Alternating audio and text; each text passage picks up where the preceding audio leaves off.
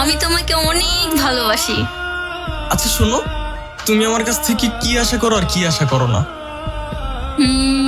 মানে আমি বললাম যে তুমি আমার কাছ থেকে কি চাও আর কি চাও না। আমি কি চাই? আমি তোমার বউ হতে চাই। আর কি চাই না এটা অন্য একদিন বলবো। আচ্ছা, তুমি আমার কাছে কি চাও আর কি চাও না? যদি চাওয়ার থাকে, সর্বপ্রথম আমি তোমাকেই চাই। আর কি চাও না? আমি তোমার দেওয়া সব কষ্টই সহ্য করতে পারবো, কিন্তু তোমার পাশে অন্য কোনো ছেলেকে সহ্য করতে পারবো না। তখন একটু বেশি কষ্ট হবে। তাই আমি তোমার পাশে অন্য কাউকে দেখতে চাই না। হ্যালো হ্যালো, কোথায় তুমি? এই তো আমি বন্ধুদের সাথে গেম খেলতেছি। কেন, কি হয়েছে? বাসায় একটু সমস্যা হয়েছে। কি হয়েছে? তুমি একটু কালকে আমার সাথে দেখা করতে পারবা? আচ্ছা কি হয়েছে বলো তো। আজকে আমাকে ছেলের বাড়ি থেকে লোক দেখতে এসেছিল। কি? কেন দেখতে আসছে? মানে আমাকে বিয়ে দিবে না? আমাকে কি বসিয়ে রাখবে? আচ্ছা, তুমি কি একটা কাজবাজ করবে না? নয়তো বাবা আমাকে তোমার সাথে বিয়ে দিবে না। দেখো জেসিকা, আই নো তুমি আমার থেকে অনেক বেটার ডিজার্ভ করো, বাট তুমি যদি বেটার কাউকে পাওয়া যাও, আমি তোমাকে পাবো না। প্লিজ আমার হয়েই থাইকো। আল্লাহ ভরসা। বাসায় না বলে বের হইছে, বাসায় এগিয়ে দিয়ে আসো। ঠিক আছে চলো। দোস্ত, এটা আমার বয়ফ্রেন্ড আর ওরা হচ্ছে আমার ফ্রেন্ড। হ্যালো ভাইয়া। হ্যালো, ভালো আছো তোমরা? জি ভাইয়া। আমি একটু পানি খেয়ে আসি। হ্যাঁ ভাই আপনি তো অনেক সুন্দর, আর জেসিকা অনেক সুন্দর। আপনাদের দুজনকে খুব ভালো মানিয়েছে। তাই নাকি? ধন্যবাদ। আর জেসিকা যে সুন্দর ফিগার, ওয়াও, মাশাআল্লাহ। কয়টা লাগে তোর? কলেজ ফাঁকি দিয়ে বন্ধুদের সাথে ইটিস পিটিস করতে যাস? সমস্যা কি তোমার? তোমার মাইন্ড এত খারাপ কেন? আর আমার বন্ধুদেরকে নিয়ে কি বলো তুমি এগুলো? তোমার সাথে আর আমার সম্পর্ক রাখা সম্ভব না। নিজের মাইন্ড ঠিক করো আগে। নিজে একটা অকর্মার ঠেকি আবার আমার ক্যারেক্টার নিয়ে কথা বলো। ভালো থাকো। ব্রেকআপ। ভাইয়া, আপনি না অনেক সুন্দর গান গান। আপনার কভার করা গানগুলো আমি প্রতিদিন শুনি। তাই নাকি? জি ভাইয়া। ভাইয়া কিছু মনে না করলে আপনার ফেসবুক অ্যাকাউন্টের সাথে অ্যাড হওয়া যাবে? জি শিওর। ওকে প্লিজ ভাইয়া। ধন্যবাদ ভাইয়া। হাই, আমাকে চিনতে পেরেছেন? হ্যাঁ, চিনতে পারবো না কেন? আপনি সেই মেয়েটা না যে বারবার হাসছিলেন?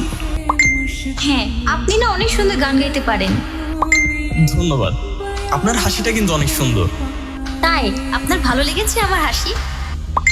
হ্যাঁ, ভালো লাগার কিছু তো ভালো লাগবেই। ধন্যবাদ।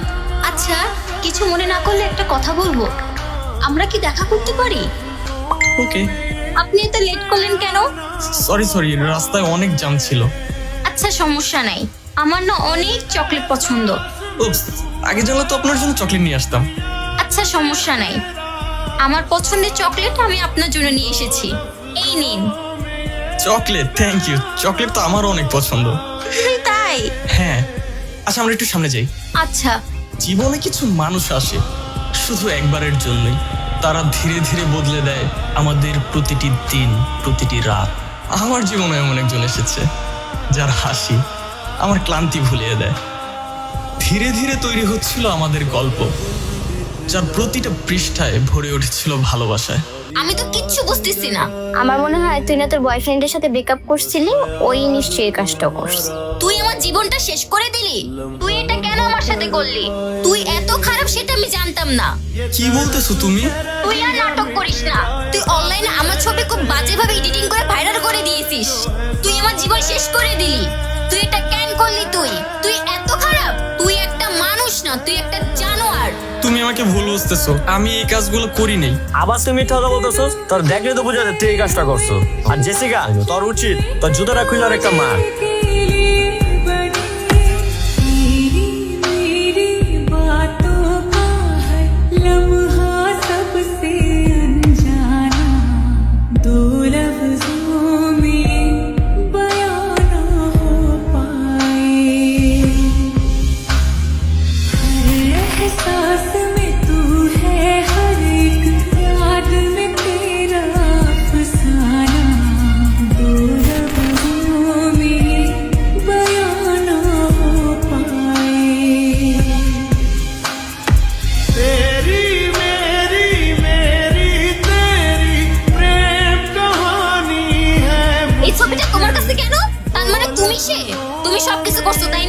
না মানে আমার ভুল হয়েছে।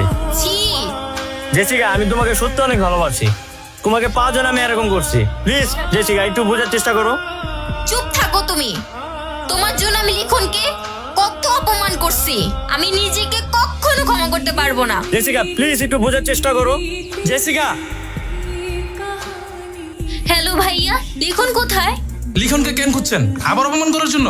ভাইয়া, আমার ভুল ছিল। লিখন কোথায়? আমি ওর সাথে দেখা করতে চাই।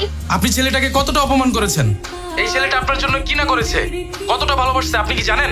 আর আপনি কি করলেন শেষ পর্যন্ত? ভাইয়া প্লিজ আমাকে একটু লিখনের সাথে দেখা করায় দেন। আপনি তাহলে একটা কাজ করেন, সন্ধ্যার পর আপনি মিরপুর 10-এ চলে আসেন। আপনাকে নিয়ে যাচ্ছি লিখনের বাসায়।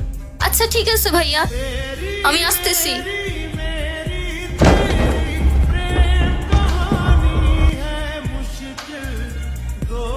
লিখন, তুমি যাকে চাও, যাকে তুমি ভালোবাসো, যার জন্য তোমার কষ্ট হয়, যার জন্য তোমার নিঃশ্বাস নিতেও কষ্ট হয়, তাকে যদি তুমি না পাও, দেখো পুনর্জন্ম হবে না। ওটা তো শুধু রূপকথার গল্পেই সম্ভব। দেখো তুমি যদি তাকে এই জন্মে না পাও, তাহলে তাকে আর কখনোই পাবা না, আর পাবে না সেই মানুষটাকে।